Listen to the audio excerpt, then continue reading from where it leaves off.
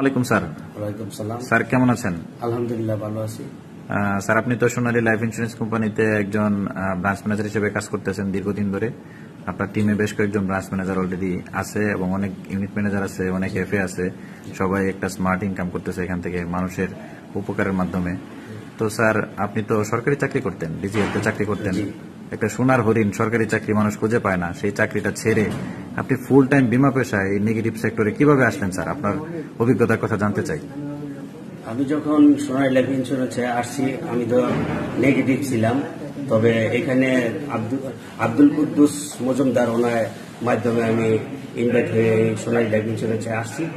তো আসার পরে আমি বলছি যে কেন এখানে আনছেন, আমি তো নেগেটিভ, আমি কাজ করবো না। তখন ওনার বলছে আসেন আড্ডা দিয়ে যাই। তখন আমাকে যখন অবাজুর রহমান মন্ডল স্যার ওনার ব্রাঞ্চ ম্যানেজার ওনার সামনে যখন বসাই দিছে, তখন আমি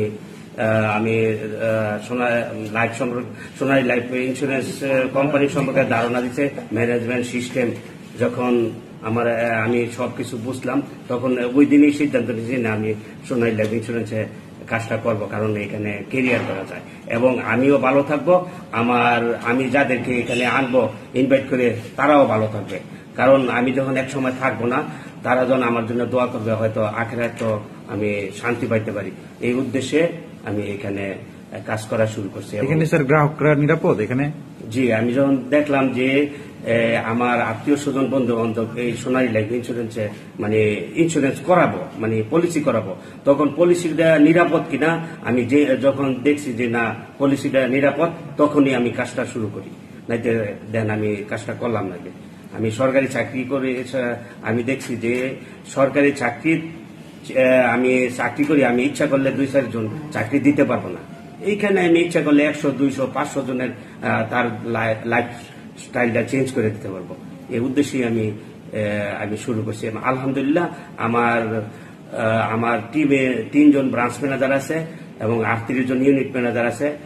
ইনশাল্লাহ তার মধ্যে আমিও একজন স্যার। হ্যাঁ, তারা খুবই ভালো ইনকাম করতেছে, আমার জন্য আশা করি তারা দোয়াও করতেছে। অবশ্যই স্যার, আপনার জন্য আপনার প্রতি অনেক অনেক বেশি কৃতজ্ঞতা, বিশেষ করে আমার ব্যক্তিগত পক্ষ থেকে অনেক বেশি কৃতজ্ঞতা স্যার। কারণ আপনি সিদ্ধান্ত না নিলে হয়তো আমার এখানে আসা হইতো না। আপনি সিদ্ধান্ত নেওয়ার কারণেই আমিও এখানে আসছি। জি। তো স্যার যারা হচ্ছে এখানে গ্রাহক আছে তাদের উদ্দেশ্যে আপনি কিছু বলবেন কিনা? আমি যারা গ্রাহক আছে আমি বলবো যে তারা যেন ঠিক সময়ে ঠিক মতন যেন তারা প্রিমিয়ামটা দেন। ইনশাল্লাহ এখানে 7 দিনের মধ্যেই বিমা দাবিগুলা পূরণ করে কোম্পানি, এবং যে 0 ডেটে ক্লেম পরিশোধ করে, 2 মাস আগেই চেক প্রদান করে গ্রাহকদেরকে। এখানে অ্যাডভান্স গ্রাহকদেরকে দিয়ে দেয়। এর জন্য গ্রাহকরা কখনো নিরাপদ আছে, তারা কখনো যারা পলিসিটা চালাবে তারা কমপক্ষে 24 মাস যেন চালায়। 24 মাস চালালে তাদের কোনো পলিসি নিরাপদ আছে, নিরাপদ হবে। এবং কি ইচ্ছা করলে 3 মাস পরে তারা ইচ্ছা করলে 3 বছর পরে সিলিন্ডার করতে পারবে, না করলে 10 বছর পরে 2 বছরের লাভ সহ টাকাটা পেয়ে যাবে। নিরাপদ আছে ইনশাল্লাহ। আমাদের মেসেজ থাকবে যেন সবাই নিয়মিত প্রিমিয়াম দেয় এবং তাদের পরিবার নিরাপদে থাকে। আর স্যার যারা এখানে কাজ করবে তাদের জন্য স্যার আপনার কি মেসেজ? যারা এখনো সিদ্ধান্ত নেয় না, বিশ্বাস এবং সাহসের সাথে কাজটা করতে হবে এবং বিশ্বাস হারাইলে চলবে না, যেহেতু চ্যালেঞ্জিং পেশা এটা। হ্যাঁ, আর এটা এমনি নেগেটিভ, ইন্ডাস্ট্রিটাই নেগেটিভ। আমরা সবাই যারা পলিসি করে তাদেরকে বুঝাই আমরা পলিসি করাইতে হয়। এটা যারা করায় তারাই বুঝে যে কেমন কষ্ট হয়। কষ্ট না করলে তো কখনো সফল হওয়া যায় না। কষ্ট করতে হইব নিয়মিত। আমি যে কোনো কথা যখনই আমি বক্তৃতা দিই, যে কোনো কথা বলি, আমি বলি যে দিন থেকে কাজটা শুরু করছে, একদিনের জন্য যদি কাজটা বন্ধ না করে তারা সফল হবে, তারা সফল হবে। এটা কোনো আল্লাহ সফল করে দিবে। কারণ আল্লাহ মনে করে যে আল্লাহর কাছে চাইলে বলে যে হ্যাঁ যেন চাই দিয়ে দিই।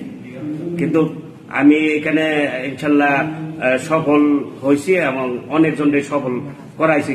কিন্তু কিভাবে ইউনিট ম্যানেজার হওয়া যায় এটাও আমি জানি এবং ব্রাঞ্চ ম্যানেজার হওয়া যায় কিভাবে। কিন্তু আমার কাছে যদি যারা এই পরামর্শ নিতে চায় তাদেরকে অবশ্যই সবাইকে আমি আমার টিমে যেভাবে আমি কথা বলি অন্য টিমেরও আমি এইভাবে সেম আমি মনে করি সোনালী সবাই আমার। আমি এটা মনে করি আপনি সোনালীর একজন ভালোবাসার মানুষ, সোনালীর সব মানুষ আপনাকে ভালোবাসে। স্যার আপনার প্রতি অনেক অশেষ কৃতজ্ঞতা, কারণ আপনি সিদ্ধান্ত না নিলে আমি সিদ্ধান্ত নিতাম না। আর আমি যখন দেখছি যে আপনি সোনার হরিণ সরকারি চাকরি ছেড়ে আপনি বিমা পেশায় আসছেন, তখনই আমি সিদ্ধান্ত নিছি যে উনি যেহেতু এটা ডেডিকেশন দিতে পারছে তাহলে তো আমার জন্য কোনো ব্যাপারই না। তো আমিও আলহামদুলিল্লাহ অনেক ভালো আছি আপনার সাথে কাজ করে। আপনাকে অসংখ্য ধন্যবাদ। আপনার আরো পরবর্তীতে সুযোগ হলে আপনার কাছ থেকে আরো বক্তব্য শোনার চেষ্টা করব।